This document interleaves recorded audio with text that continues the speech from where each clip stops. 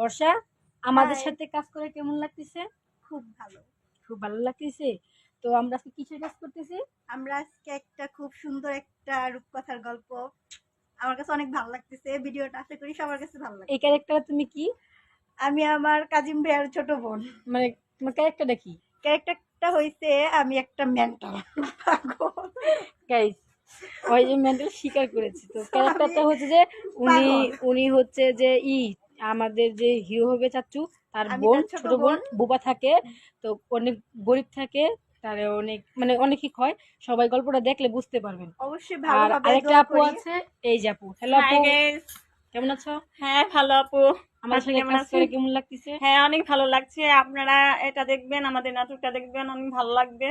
আর আশা করি অনেক ইনশাল্লাহ অনেক ভালো লাগবে। আপনারা আমার জন্য আমাদের জন্য দোয়া করবেন যাতে আমরা আরো ভালো ভিডিও আমরা ছাড়তে পারি। ঠিক আছে, ধন্যবাদ। টাটা, আল্লাহ ওকে, হাফেজ। আল্লাহ হাফেজ।